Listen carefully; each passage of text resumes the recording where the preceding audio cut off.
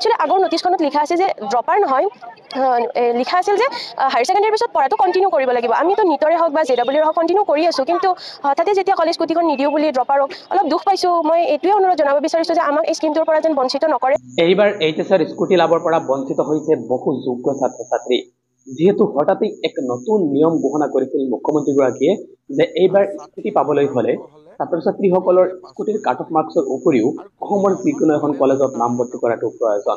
অসমৰ বাহিৰৰ কোনো কলেজত নামভৰ্তি কৰিলে বা কোচিংত নামভৰ্তি কৰিলে ছাত্ৰ ছাত্ৰীসকল এইবাৰ স্কুটিৰ বাবে যোগ্য নহব আৰু এই নিয়মটোৱে এতিয়া বহু যোগ্য ছাত্ৰ ছাত্ৰীসকলক বঞ্চিত কৰিছে ছাত্ৰ ছাত্ৰীসকল হতাশ হৈ পৰিছে আৰু এই নিয়মটো কিন্তু হঠাতেই অনা হৈছে পূৰ্বতে এনেধৰণৰ কোনো নিয়ম নাছিল যোৱা বছৰ বা ইয়াৰ আগৰ বছৰ ছাত্ৰ ছাত্ৰীসকল যিসকলে কোচিং কৰিছিল বা বহিৰাগত কলেজত নামভৰ্তি কৰিছিল সেইসকলে কিন্তু স্কুটি লাভ কৰিছিল আৰু এইবাৰ হঠাতেই এই নিয়মটো অনা হৈছিল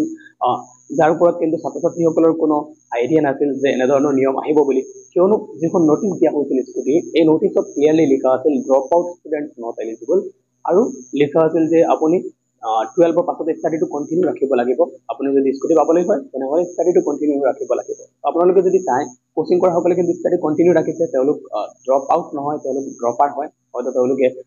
নীট বা জেডব্লিউৰ বাবে প্ৰিপাৰেচন কৰিব লাগে ইয়াৰ বাবে তেওঁলোকে কোচিংত নামভৰ্তি কৰিছে বাকী যিসকলে বহিৰাগত কলেজত নামভৰ্তি কৰিছে তেওঁলোকেও ষ্টাডি কন্টিনিউ ৰাখিছে তো এই যিটো কণ্ডিশ্যন আগতে দিয়া হৈছিল নটিচত এই অনুসৰি কিন্তু তেওঁলোকে স্কুটিৰ বাবে যোগ্য আনকি তেওঁলোকৰ নাম কিন্তু মেৰিট লিষ্টতো আছে যিসকলে স্কুটিৰ পৰা বঞ্চিত হৈছে এইসকলৰ নাম কিন্তু মেৰিট লিষ্টত আছে কিন্তু ভেৰিফিকেশ্যনৰ সময়ত তেওঁলোকে ভেৰিফিকেশ্যন কৰিব নোৱাৰিলে কিয়নো ভেৰিফিকেশ্যনৰ সময়ত বিচাৰিছিল যে কলেজত যে আপুনি নামভৰ্তি কৰিছে ইয়াৰ ৰেজিষ্ট্ৰেশ্যন সমাৰ্থৰ ৰেজিষ্ট্ৰেশ্যন আৰু ইউজি ৰেজিষ্ট্ৰেশ্যন এই দুটা কিন্তু যিসকলে কোচিং কৰিছে তেওঁলোকৰ নাই ইয়াৰ বাবে তেওঁলোক এই ভেৰিফিকেশ্যনটো কৰিব নোৱাৰিলে আৰু ভেৰিফিকেশ্যন নোহোৱাৰ বাবে তেওঁলোক স্কুটি লাভৰ পৰা বঞ্চিত হ'ল কিন্তু যেহেতু তেওঁলোকৰ নাম মেৰিট লিষ্টত আছে ইয়াৰ অৰ্থ হৈছে তেওঁলোকৰ নামতে কিন্তু স্কুটি আহিছে তেওঁলোকক স্কুটি প্ৰদান কৰাটো প্ৰয়োজন আৰু এই যিটো নিয়ম আহিছে এই নিয়মৰ প্ৰায় সকলোৱে বিৰোধিতা কৰিছে এই নিয়মটো কোনো পৰ্যায়ত গ্ৰহণযোগ্য নহয় কিয়নো এনেধৰণৰ নিয়মটো কিন্তু আচলতে মানি লোৱা নাযায় যে আপুনি যদি নিটৰ বাবে প্ৰিপাৰেচন কৰে বা জেডব্লিউৰ বাবে প্ৰিপাৰেচন কৰে তেনেহলে আপুনি যোগ্য নহব এনেকুৱাটো আচলতে মানি লোৱা নাযায় কিয়নো তেওঁলোকে হয়তো তেওঁলোকৰ ইচ্ছা আছে বা তেওঁলোকৰ সপোন আছে ডক্টৰ হ'বলৈ বা ইঞ্জিনিয়াৰ হ'বলৈ ইয়াৰ বাবে তেওঁলোকে প্ৰস্তুতি কৰিব লাগিছে তো ইয়াৰ বাবে তেওঁলোকে কোচিংত নামভৰ্তি কৰিছে এনে ক্ষেত্ৰত যদি তেওঁলোকক বঞ্চিত কৰা হয় তেনেহলে অসমৰ সকলো ছাত্ৰ ছাত্ৰীয়ে ডক্টৰ আৰু ইঞ্জিনিয়াৰ হোৱাৰ সপোনটো বাদ দিব লাগিব তো ময়ো বিচাৰিছো যে যাতে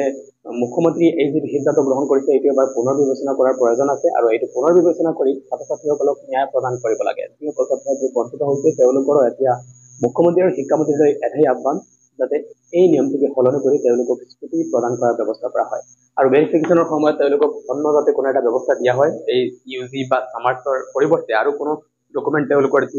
কলেজত নামভৰ্তি কৰিছিলে বা কোচিংত নামভৰ্তি কৰিছে ইয়াৰ কোনো এটা ৰিচিপ্ট কপি যদি দি ভেৰিফিকেশ্যন কৰা যায় এনেধৰণৰ কোনো ব্যৱস্থা কৰি তেওঁলোকক যাতে ন্যায় প্ৰদান কৰি তেওঁলোকক স্কুটিখন দি দিয়া হয় এইটো হৈছে এতিয়া সকলো জনসাধাৰণ যিসকল বঞ্চিত হৈছে অভিভাৱক সকলো কিন্তু এটাই দাবী কোনো পৰ্যায়তে সকলোৱে এই যেটো সিদ্ধান্ত গ্ৰহণ কৰা হৈছে এইটোকে মানি ল'ব পৰা নাই তো ময়ো বিচাৰিছো যাতে এই সিদ্ধান্তটো পুনৰ এবাৰ বিবেচনা কৰে মুখ্যমন্ত্ৰী গৰাকীয়ে আৰু এইটোকে বিবেচনা কৰি ছাত্ৰ ছাত্ৰীসকলক যাতে স্কুটি প্ৰদান কৰাৰ ব্যৱস্থা কৰে তো আপোনালোকে এই ভিডিওটো সকলোলৈ শ্বেয়াৰ কৰি দিব আৰু লগতে এটা কাম কৰিব ফেচবুক বা টুইটাৰৰ যোগেদি আপোনালোকে যিমান পাৰে মুখ্যমন্ত্ৰী আৰু শিক্ষামন্ত্ৰীক মেনশ্যন কৰি পোষ্ট কৰি থাকিব তেওঁলোক অলৰেডি এই বিষয়ে অৱগত আপোনালোকে যদি আৰু বেছিকৈ যদি এই স্কুটি সন্দৰ্ভত আপোনালোকৰ মনৰ ভাৱটো যদি প্ৰকাশ কৰি থাকে আৰু তেওঁলোকৰ যদি এইটো নটিচ হয় যিমান বেছি তেওঁলোকে পোষ্ট লাভ কৰিব সিমানেই লগে লগে ইয়াৰ ওপৰত ব্যৱস্থা গ্ৰহণ কৰা হ'ব আৰু মই সম্পূৰ্ণ আশাবাদী যে আপোনালোকে ন্যায় পাবই আৰু স্কুটিখন আপোনালোকে অতি শীঘ্ৰেই লাভ কৰিব thank you thanks for watching